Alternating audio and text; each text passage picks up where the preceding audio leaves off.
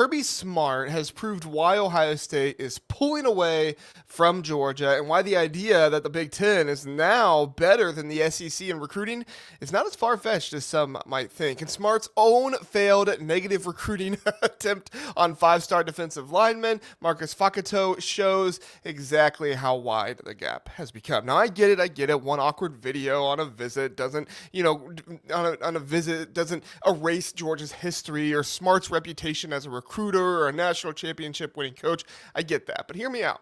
This isn't some, crazy, cringy comment that happened. The film, the recruiting results, the head-to-head matchups, and the way these two programs are actually built right now tell a much different story. In this episode, I'm going to break down exactly what happened in the Marcus Facchetto video, why Smart's pitch completely collapsed while Ohio State's landed, and how Ryan Day's program is quietly assembling the best combination of NIL resources and talent development in the country because the SEC's old narrative of they're just better is officially outdated. We're also going to address the elephant in the room. You can't even use the Michigan losses anymore to try and prop up Smart over Ryan Day, as most people do, because the records don't lie anymore. We'll get into that a little bit more. If you still evaluate these two programs the way you did back in 2021 or 2022, you're going to completely miss how much the landscape has shifted. And of course, that never happens. We would never do that here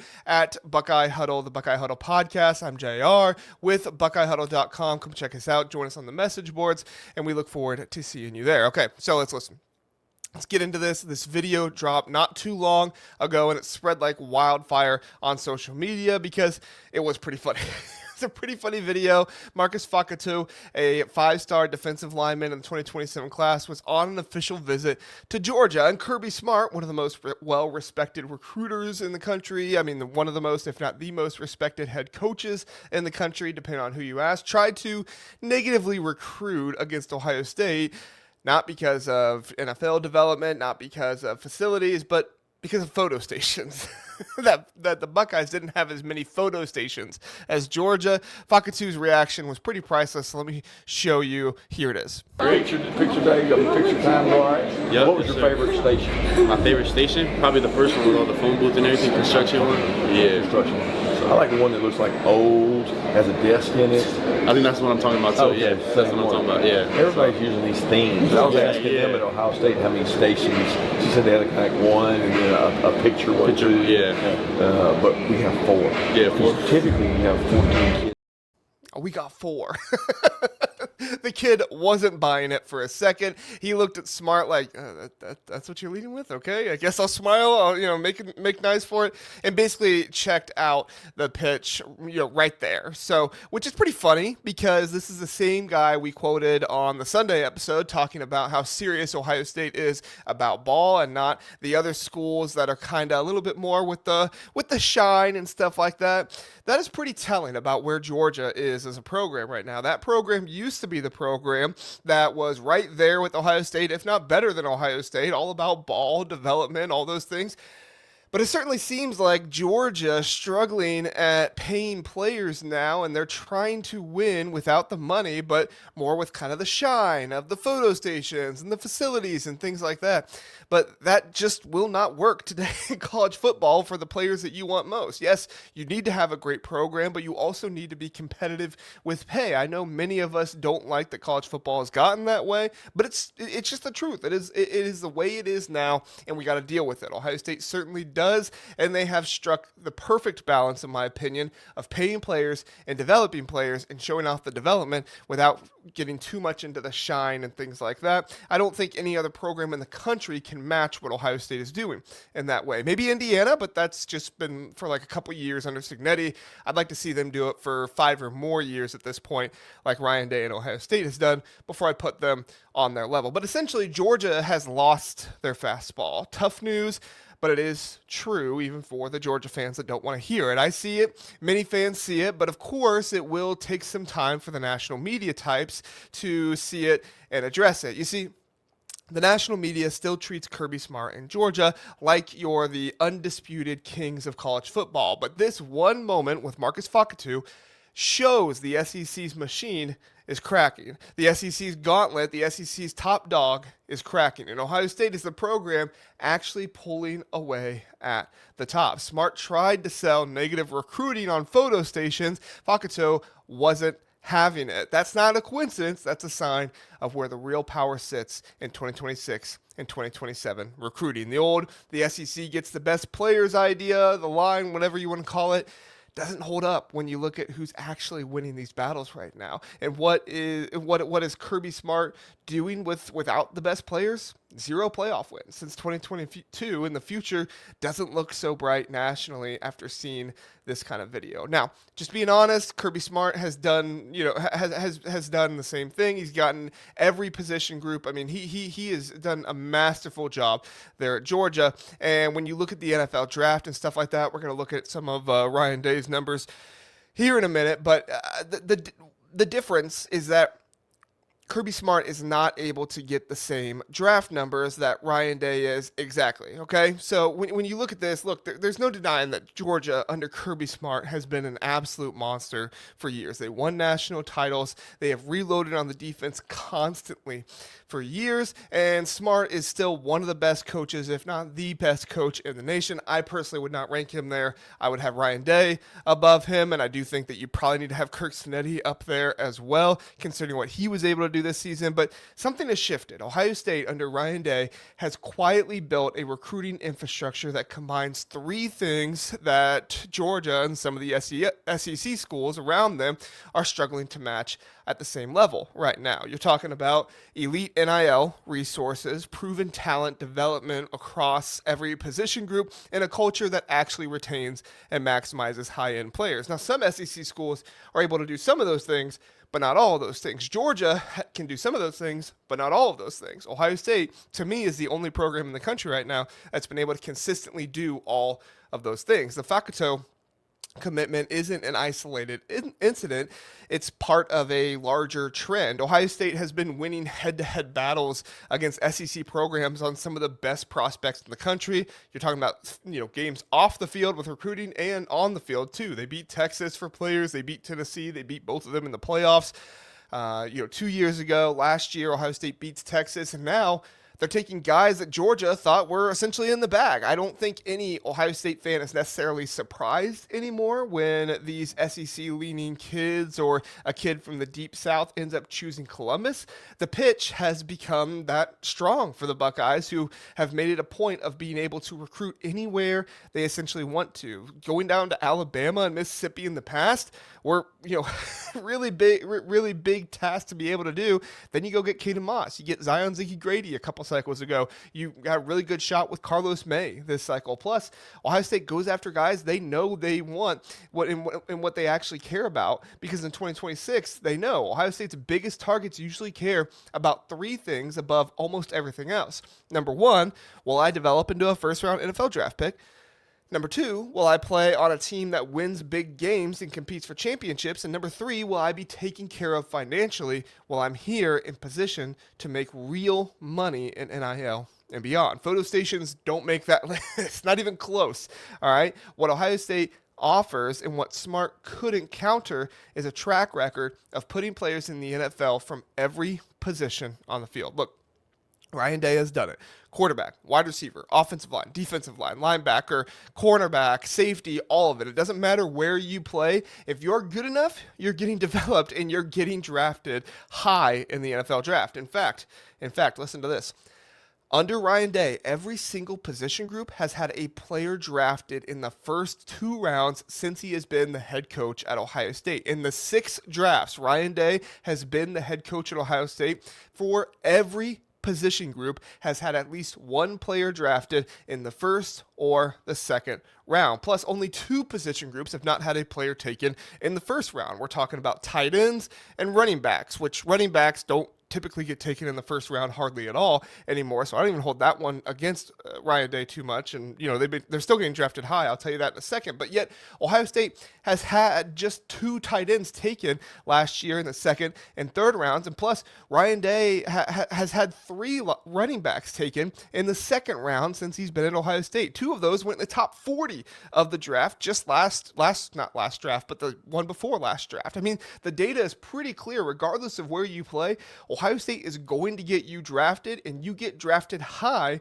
because not only do they get the best players, but they get the best coaches, and they get the best out of their players to develop them and turn them into incredible players. Meanwhile, Georgia has a reputation on defense. They've done that on defense with every single position group. They've had them drafted in the first round or the second round. The only players they've not had drafted in the first or second round in the first round is quarterback and wide receiver. They had Ladd McConkey drafted in the second round. And so when a 5-star kid is choosing between the 2 blue bloods, those gaps do matter. Ohio State isn't just throwing NIL money at kids and hoping they stay. They're pairing serious financial resources with one of the best development staffs in the country. And I should add, too, Kirby Smart, just because he's kind of matched Ryan Day a little bit in that NFL draft era numbers, he's been at Georgia for almost twice as long as Ryan Day has been at Ohio State. I mean, Ohio State has a complete ecosystem right now with everything they do. When a kid like Marcus Facchetto looks at the Buckeyes, he sees 4 incredibly enticing things. When you look at them, they have a roster that's already loaded with talent around him. They have a coaching staff that has proven a pathway to the NFL and knowing what the NFL wants and knowing what to do with players to get them to the NFL. An NIL and paying players situation that's among the strongest in the country, one of the big 5 spenders along with Miami, Oregon, Texas A&M.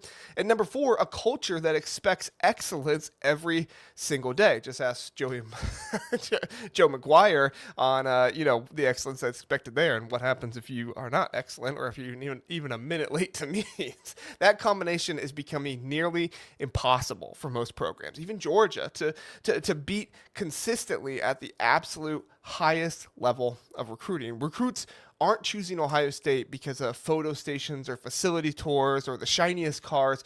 They're choosing because of the complete package Ryan Day and his staff have built. Elite NIL, proven NFL development at every position, and a roster already stacked with talent. That's the blueprint that other programs cannot replicate. But the recruits don't miss it when they talk about Ohio State's recruiting. Smart tried to sell something that didn't really matter to a 5-star kid. Ohio State didn't have to sell anything. The results speak for themselves. Now, let's address the coaching comparison directly because, somebody watching this is probably saying, well, but Kirby's the better coach. He's been the better coach for all these years. I think this conversation gets a little emotional and a little sloppy with some people sometimes.